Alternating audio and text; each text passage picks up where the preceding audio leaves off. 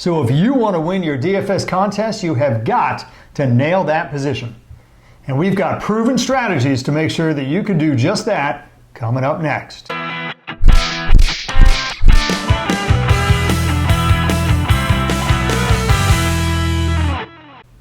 Hello everyone, I'm Gary Kurtzman. And I'm Eric Lee. We are the Fantasy Football Consultants. So Eric, this week we get to talk about wide receivers. But before we do that, just a little bit of a background for the viewers where this may be the first exposure to our channel. We started Fantasy Football Consultants last year. And Eric, I think what I'm the most proud of is the fact that we gave cash lineups suggestions for each week in the NFL last year. And Eric, we cashed in and made money for our viewers on 80% of the time. I think it's an incredibly high bar that we set for this year, but I'm very proud of that. Yeah, I am as well. In our background, we combine two specific types of talent. First of all, we know football. We've played fantasy football for 25 years, both of us. And also, we know numbers. He's a stat major, I'm an accounting major. We've worked in this field for over 20 years. No, that's right. I mean, the fact is that we either headed or worked in analytical modeling departments for Fortune 50 companies for years. Best part about that is we're retired. And what does that mean? That means we can bring that analytical modeling prowess to you, the viewer, in the off-season. And that was what germinated ultimately into our NFL DFS Master Class series that we're presenting to you now. Yes, so in the Master Class series, we are exactly halfway through the 9-part series. This is the 5th class, Wide Receiver Selection Strategies. Hopefully you didn't miss the 2 previous ones on quarterback and running back. If not, make sure you watch that after this show. That's a homework assignment for you. If you'd like to support the show, smash that like button and then hit the red subscriber button followed by the bell icon to be notified of future videos. You can do us a big favor if you're listening to this episode on iTunes. Go ahead and give us a favorable review. All right, we're going to now turn our attention to wide receiver. Oh, yeah. And really, Eric, in a way, I think this is the most fun topic. It's certainly the most complex. And let's tell you why. So first of all, Eric, there's just more of them. Yeah. I mean, in no other position are you mandated to start 3 of them. And, by the way, you could even possibly choose a 4th if you want to go that route with the flex position, but a minimum of 3. If you screw up these rules, you screw up 4 of the 9 players potentially you're starting. So get it right. No pressure. Well, that's why they're watching. Yes. Yes. There's also, let's just make it a little bit harder. You not only got more of them, you got more volatility, right? Now, that's not compared to some of the other positions that score less value like tight ends and defenses, but more volatility than quarterbacks or running backs, which just puts added pressure, Eric, to nail your wide receiver choices. Yes. Remember, wide receiver, wide range of outcomes. Wide receiver, wide range. I like that. Now, that's the line I should have gone with. And then finally, look, game script-wise, we've talked in other positions about the need to look for the game script. Are they a favorite? Are they a big favorite? Right? That's usually very important. High implied totals. Another thing that almost every other position, it is less important for wide receiver than any other position. So in a way, Eric, it almost takes away one of the factors that you use to try and predict who's going to do well in a given week. So I know some of the people out there would say, wait a minute, favorites? Usually that's what you would want to target. So the fact that you're saying you're not going to target them? Inconceivable! So why? Why don't you want a wide receiver and target the wide receivers who are large favorites? Well, why are they less statistically correlated? Because that's what we're talking about. The implied totals and the favorites, so the spread, is less statistically correlated with wide receiver than any other position. So to your question, why is that? In a football game, we've talked about the volume trap with other positions. Right. And in a way, it almost works in reverse for wide receivers. So in a wide receiver, if the spread is high, then chances are they're going to have done better in the first half or even maybe the first 3 quarters because they've gotten ahead. Yep. Right? They've gotten more points if the spread rings true and the favorite actually wins. Right? But if you're behind in a football game, which is what would be implied if you were an underdog, then you really are targeting the wide receiver almost at the expense of every other position. Now that's a bit of an exaggeration. Of course, if you're a quarterback, you're going to throw the dump off passes to the tight end or the running back, if that's what your option is. But that's not option A or even option B, because you need points, you need yards in a hurry. So you're laser focused on your wide receivers, and they're going to make up ground if they're the underdog more than any other position, as it turns out by far. We got to separate out cash and GPP. So let's talk specifically about cash games for now.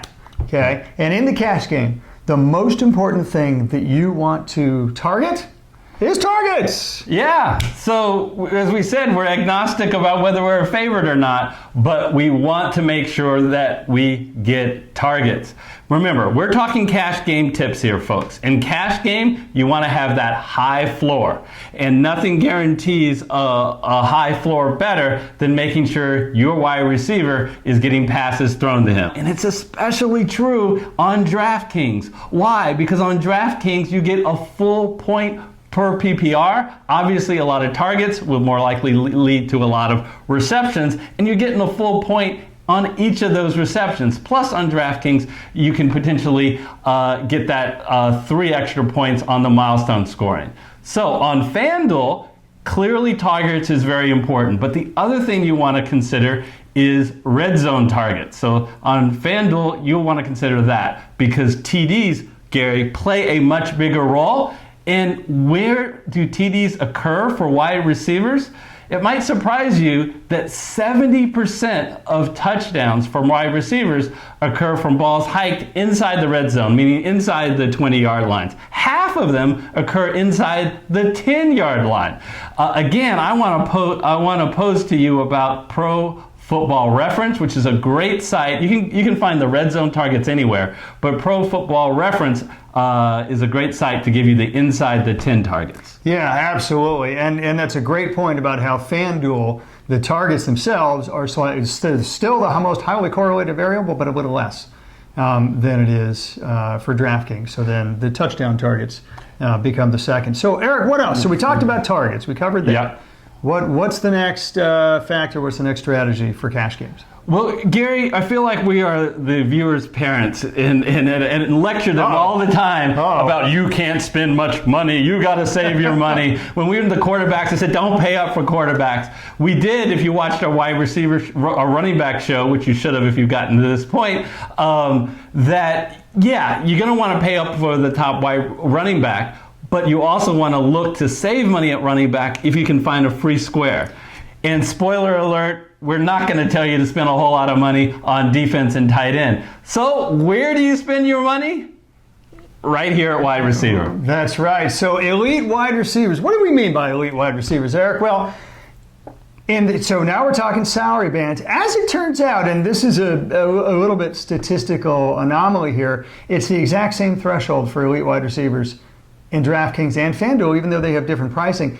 $8,500. That's where the magic happens. What do I mean by magic?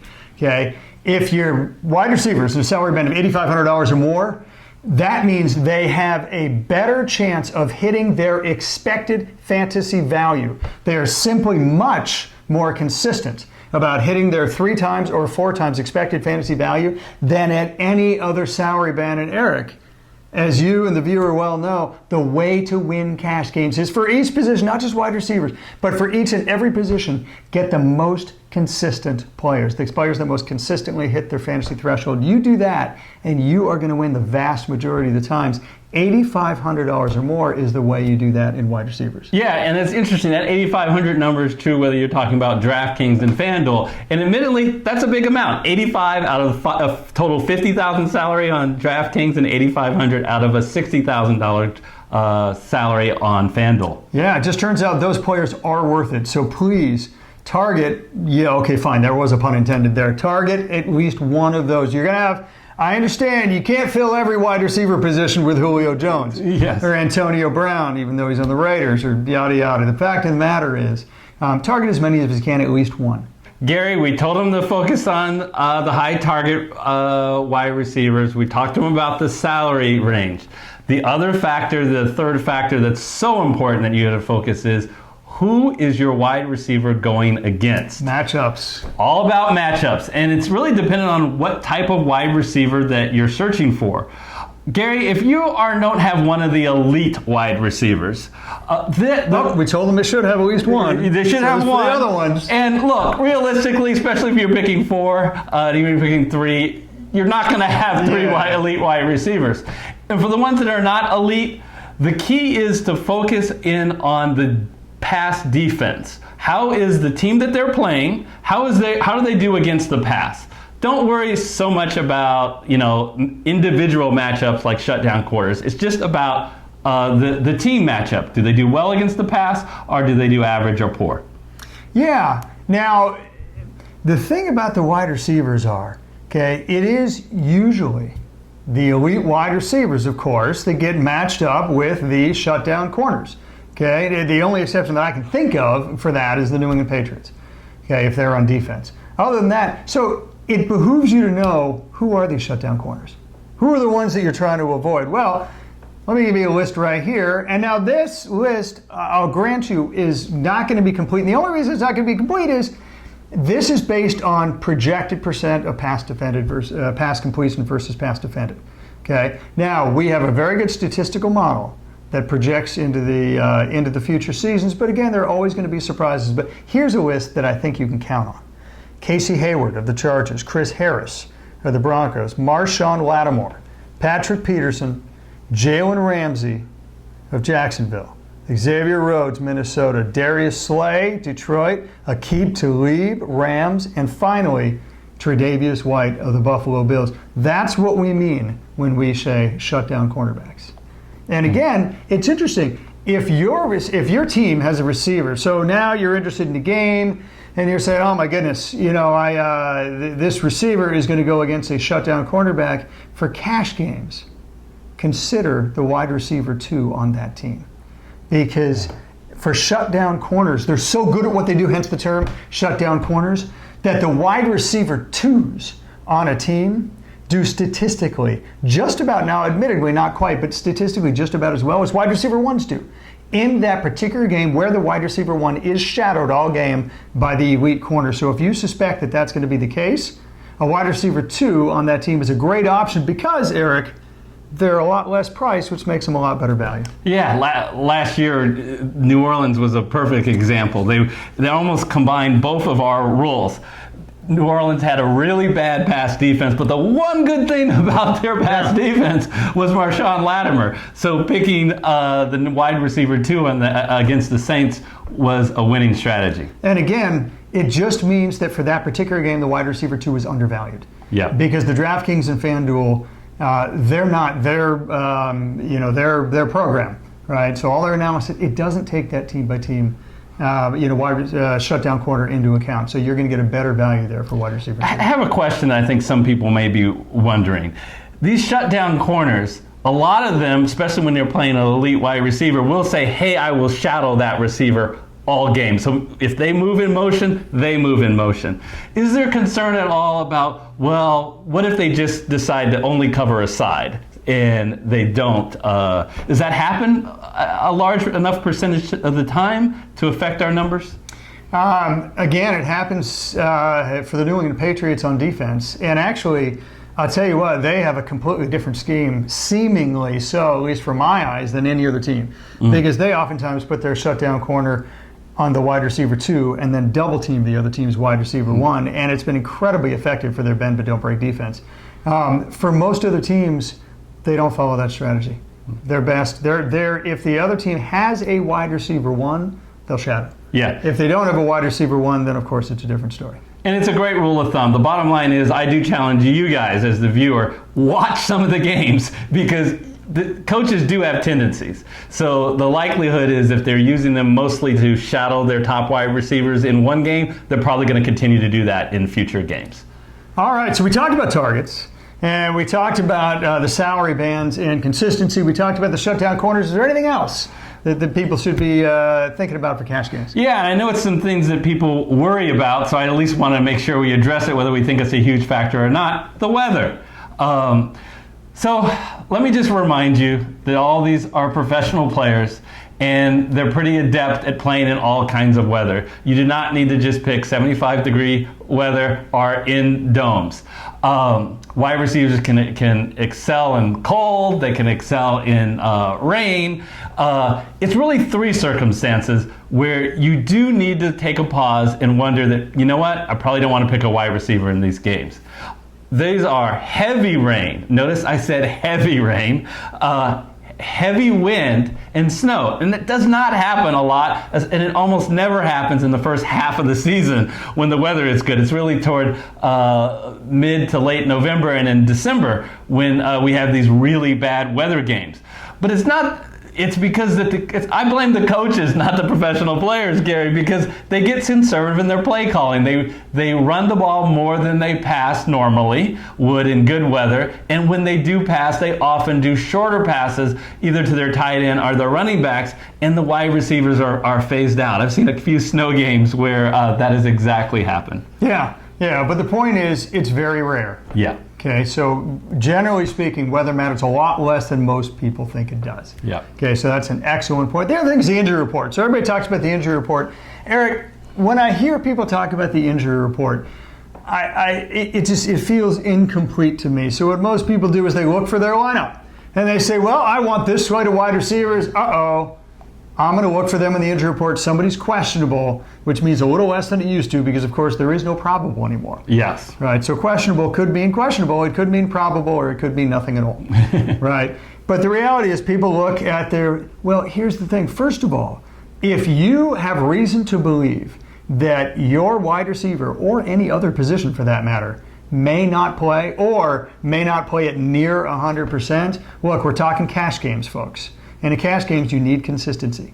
So in other words, stay away from them. Let me unpack that a little bit. So it shouldn't be a may. You should be looking at the inactives 1 hour before kickoff. And yes, if it's a late game, you have to look in the middle of the day when some of the other games have started. That will tell you whether they're playing or not, whether they're on the injury report. Now, what you don't know is if they are playing, to your point, are they going to be playing at a diminished capacity? And Gary's right. He tells you that, look, this is a cash game. And a cash game, you want to be conservative, just look elsewhere. But what happens if you have a guy that's on the injury report at the beginning of the week, Monday or Tuesday or Wednesday, and they get off the report by Thursday, Friday, and Saturday? You know, there's a good chance that, should say you should play that player or be okay with playing them if it meets all our other factors. But here's a circumstance where you shouldn't. If it's a concussion. Gary, they've done a study, and wide receivers were coming off concussion that were on their injury report at one time and were concussion, but they were cleared to play, 20% less targets. Whether that's they're playing at a diminished state, or whether the coaches game plan and use that person more as a decoy, I'm not sure. But if your wide receiver is on the injury report as a concussion, even if it was earlier in the week, just pass. So all that was by way of telling you what happens if somebody is on the injury report, but you don't know if he's going to play or not. Right. Or if he was on the list, but he wasn't. Here's another incomplete way that most people think about the injury report. What if he's on the injury report and you know he's not going to play? You checked that inactive list that Eric told you about, and by golly, your wide receiver's not going to play. Just pause and consider for a moment that one man's misfortune is another man's opportunity. If you can take advantage of a situation in some way, it's your duty as an American to do it. Follow Mr. Smithers' logic, ladies and gentlemen. No, Mr. Burns. Yeah. Smithers is the dumb A sidekick. Anyway, there's another sidekick. So here's the deal. Look, it's very simple. Okay. Now, for wide receivers, it can be a little less clear-cut than it is for quarterbacks and running backs. But for wide receivers, if you're pretty clear who's going to be taking over that position for the week, it is almost a must start, because DraftKings and FanDuel will not adjust the pricing for that wide receiver. So this is a wide receiver that typically either shifts from a different, less high target, less valuable position on the wide receiver's tree, or somebody coming off the bench. They're going to have much lower pricing, but they will get your injured wide receiver's target share opportunity. Yeah, for example, a Tyler Boyd last year, that's great example, where A.J. Green got hurt. And to tie something I just said, what if AJ Green is going to play, but he's coming off concussion protocol? I think Tyler Boyd could be a really sneaky play because, again, the statistics that those other players don't do as well coming off concussion protocol. It's really, to me, is when the DFS player is really taking their play to the next level when they're looking at the injury report, not just to look at whether the players they have in their lineup are healthy, but looking at everybody who is on the injury report and seeing if they can take a competitive advantage from that. Absolutely. So, I want to pause now and thank again all of our viewers. We really, to the bottom of our heart, appreciate that you guys are listening to our content. That's why we do it, Gary. Otherwise, we'd be just talking to an empty room into a camera. So we want to remind you, if you made it this part to the video, you can really help us, and it takes less than 3 seconds. Smash the like button, and if you haven't yet, hit the red subscriber button. And then the bell icon to be notified of future videos. Let's get right back into it, Gary, and talk about GPP. As a reminder, when you're talking about GPP, you're trying to finish in that top, not just 99th percentile, but if you really want the big money, the 99.5 or 6 or 7% percentile to win that life-changing money. And how do you do that? The key word, the magic word is volatility, which for wide receivers is nice because actually wide receivers inherently are more volatile than either, say, quarterbacks or running backs. Yep. So where you spend your money for GPP to maximize the volatility, you'll get more volatility in wide receiver than any other major position. So the question, Eric, is how can you tell which wide receivers to choose to maximize that volatility? Eric, what's the first factor these fine folks should look at? Yeah, so we talked about in cash games, you're looking for high target wide receivers for the floor. Not so in GPP. You're looking for high air yards. We're looking for people.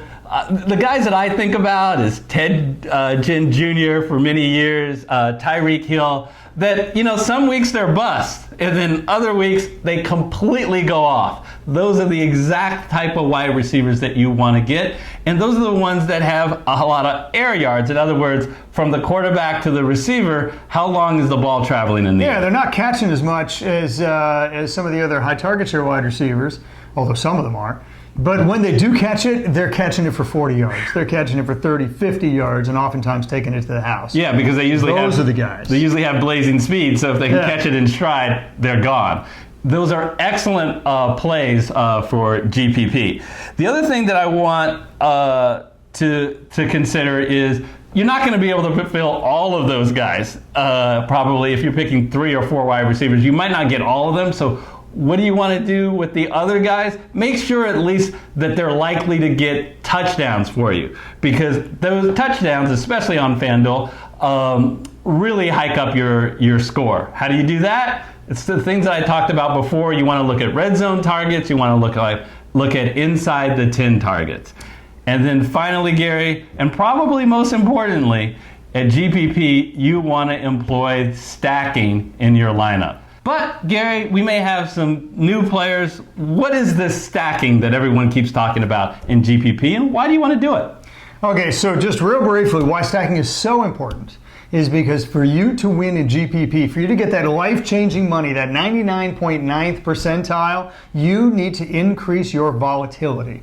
And the best way to increase your volatility is what Eric talks about, stacking. So it's combining 2 or more players in the same game, with the idea that if one of the player goes off and has a great game, then statistically it's highly likely that that other player goes off and has a great game. Now the opposite is true, by the way. Yeah. Correlation works both ways. If one of the player has a bad game, the other player is going to have a bad game. But you know what? You don't worry about that. This is not cash games. You do not want consistency. You want volatility on the off chance that they both have superlative games, and that launches you ahead of 99.9% of the people. So that's what you're looking for in stacking. And the reason why you want that volatility and why you don't care if that guy goes off and then that means your wide receiver doesn't do well, to get the real life-changing money, you need to hit on every one of your positions. So if your quarterback did horrible, then you're not going to be at the top anyway. But if he does great, then you have one other spot where you don't have to independently be right, because now you've got a spot where you're more likely to be right because that guy went off. Yeah, and so the question becomes, how do you do that? Okay, and from a wide receiver's perspective, there are two ways to stack that have very high correlations with a wide receiver, and that is a wide receiver one paired with his own quarterback, because you got to believe if that quarterback throws for a heck of a lot of yards and for multi-touchdowns, that a lot of that's going to the wide receiver one, because that is the dominant wide receiver on the team. Another way, which is also very highly statistically correlated, and it's funny, Eric, how much fewer this method of stacking is used versus the one I just talked about. Pair a wide receiver one with the other team's quarterback. Now, why would that make sense? Yeah, well, it would make sense because if your quarterback is going to have a big game, they're going to score a lot, the other team is going to have to keep up, and they're going to need to score a lot. Exactly. And that usually leads to a shootout. And so what happens is, it turns out that in one passing game and one team does well, statistically it's much more highly likely the other passing game is going to do well too, because that's how to catch up. Here's the thing though, is that it's a much less used strategy to pair a wide receiver one with the other team's quarterback than it is to pair with the same quarterback. And the goal of GPP is to differentiate your lineup from all the other lineups so you can stand out from the pack. You have to beat everybody else to get that 99.9th percentile total lineup, which means you got to stand out. You can't just go with the herd. And let me give you one statistic that I think shows pretty darn well that pairing that wide receiver one with the other team's quarterback is actually a better strategy. And that is this. So now I'm looking at, from DraftKings and from FanDuel, their million maker lineups. Yeah, if you want to do well in GPP, look at the cheat sheets. Look at the results of people who have done well, and we did take a look at that. And what did you find? Yeah, so these are the winners, folks. These are the guys that won the Million Maker contest. Now, on 17% of the ones in FanDuel, the wide receiver one was paired with his own quarterback. It's a slightly higher percentage on DraftKings. Let me read you the percentage of wide receiver ones paired with the other team's quarterback. On FanDuel, that percentage was, goodness gracious, Eric, almost a third. It was 32% of the time. Almost double. The other. And slightly less on DraftKings. But the point is, you get a big bump, folks. In other words, it's not that the correlation is higher between a wide receiver one and the other person's quarterback versus his own quarterback. It's that it helps you separate yourself from the pack much better. So please consider that as a very, very viable and frankly most favorable stacking strategy for wide receivers. Yeah. So another strategy to talk about relation to GPP is, and it's that differentiation again, is don't shy away from an elite receiver who's going against a shutdown corner. The analogy I like to use is baseball. You know what? You've got a all-star pitcher against an all-star hitter. You know, is the chances that the all-star hitter is going to do well relative to when he goes against other ones? No. But a significant amount of time that hitter will win out. And you've got to, most people are going to stay completely away from this. And what will happen is, since you're getting such a lower ownership and still have the ability to find success, it is absolutely worth the risk. Yeah, and don't forget, wide receiver ones, no matter who they go against, that's your best bet for somebody who's going to go off and go huge. Now, like Eric said, obviously, their chances of doing that go pretty far down if they're going against an elite corner. But man, isn't that just like the stacking strategy we talked about, pairing the wide receiver one with the other team's QB? The fact that so few people use that strategy of going against somebody, going against a shutdown quarter, means you differentiate yourself from the pack. So just if that wide receiver one happens to go off, you are way ahead of almost everybody else. I want to stop, Eric, and just thank the viewers for watching this video and supporting fantasyfootballconsultants.net. Yeah, we really appreciate all of you guys. We appreciate you watching, and we'd really appreciate you engaging with us. Absolutely. You know, we're still building out our football community here. We started our fantasyfootballconsultants.net channel last year. And in order to build out the community, what we would like to ask you is, if you like the video, then please share it. So that's sharing the link with your friends, sharing the link with your league mates, And also, share with us. Let's make this as interactive a community as possible. So what do I mean by that? Well, the comments bar right underneath the video, we would love to hear your comments on what did you agree with? What kind of strategies do we say that you've used and have knocked it out of the park with? Or what strategies have you used that we've talked about that you think maybe can be tweaked a little bit, or even something that we said that you may have disagreed with? We would love to hear all of that feedback. You know, we're still a small enough channel that we read all the comments and we read all the emails and we respond, and I think all of that makes their football community not only bigger, but frankly much better. Yeah, it's why we do it. Otherwise we're just staring into a camera and talking. We don't need the camera, we can just talk into a wall. Right. You have now made it more than halfway through our 9-part DFS Masters Class. Yeah. The next class in the series, we switch to tight end selection strategies. If you want to see that video, you want to click right over there. If you're just joining us and you happen to just join in the middle and you want to see the series from the beginning, you want to click to our beginning course right here. And I want to just take this moment once again to thank everybody for joining us, and we will see you next time. See you next time.